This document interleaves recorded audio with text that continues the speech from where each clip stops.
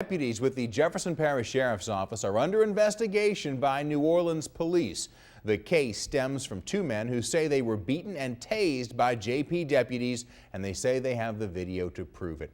WGNO News anchor Sheldon Fox is live at JPSO headquarters with the exclusive interview. Sheldon. Kurt, both the NOPD and the JPSO acknowledged tonight there's an investigation underway, and we'll tell you the rest of what they said in just a few. But for now, watch the story behind it. Casey, just chill out, Casey. This Monday morning incident in Algiers is the reason the Jefferson Parish Sheriff's Office is under investigation tonight. Casey Warren says he was tased, dragged, punched, and tased again before being stuffed into a JPSO cruiser at 2400 Hudson Place. I had them on camera when they was over your front door. Keep on doing it. Once in the cruiser, this cell phone video appears to show him being tased again. Here's how he says it all started. While driving on the Crescent City connection from New Orleans, an unmarked car followed him closely. He stopped his car on the bridge, hoping to shake the tailgater. That's when a man in street clothes emerged from the pursuing car, holding a gun and demanding Warren get out of his vehicle. Warren asked the man who he was, and the man said he was a detective with JPSO. No badge, no lights on the car, no anything. Warren told him they were in Orleans jurisdiction and sped off to the Hudson Place address. 5 minutes later, Warren says 6 deputies showed up, including the man from the bridge.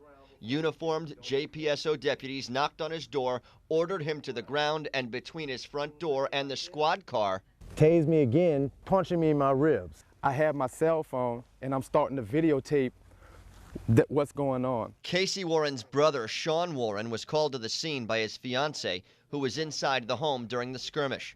He says deputies went for his phone when they saw they were being recorded. As they get the phone out my hand, they punch me in my mouth. One of the officers shouts out, "Tase him, tase him." I said, "For what? I'm not resisting."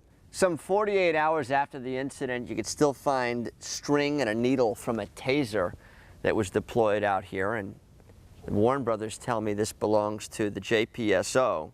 I dialed 911 on the police. Chantrell Netter's 911 call prompted New Orleans police to arrive. That's when the injured brothers were told they wouldn't be arrested. The Warrens say New Orleans officers instructed JPSO deputies to find the missing phone used to record the incident. It was recovered smashed, they said. They also say JPSO deputies initially threw out taser cartridges. Today, NOPD crime scene investigators visited the same block, collecting evidence. 3 days after an ugly morning.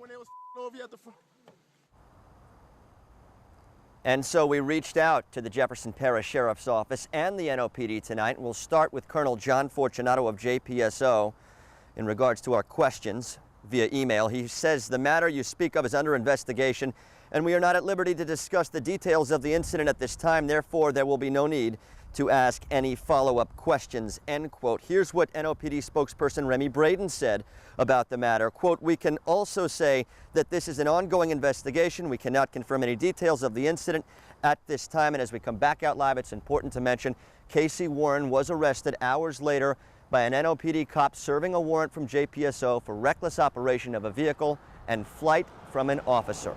We're live tonight at the main cop shop at JPSO on the West Bank. Sheldon Fox, WGNO News. Kurt? We'll all be waiting to hear more on this one. Thank you, Sheldon.